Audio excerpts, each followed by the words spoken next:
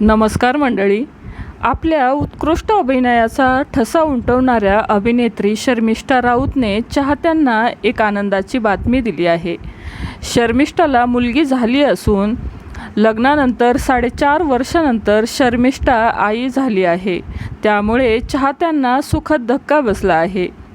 तिच्या बाळाचं बारसं मोठ्या थाटामाटात पार पडलं आहे. अभिनेत्री शर्मिष्ठा राऊत हिच्या मुलीच्या नामकरण सोहळ्यातील काही खास क्षण सोशल मीडियावर शेअर करण्यात आले आहे.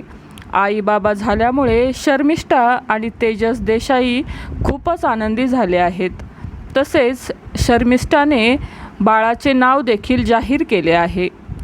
शर्मिष्ठाने तिच्या लाडक्या लेकीचे नाव रुंजी असे ठेवले आहे. अभिनेत्री शर्मिष्ठा राऊतचं लग्न लॉकडाऊनला ऑक्टोबर 2020 मध्ये झालं होतं. तेजस देसाईसोबत लग्नगाठ बांधून तिने आयुष्याच्या नवीन पर्वाला सुरुवात केली होती. त्यानंतर 4.5 वर्षानंतर शर्मिष्ठा व तेजस आईबाबा झाले आहेत. या आनंदाच्या बातमीमुळे चाहत्यांना सुखद धक्का बसला आहे.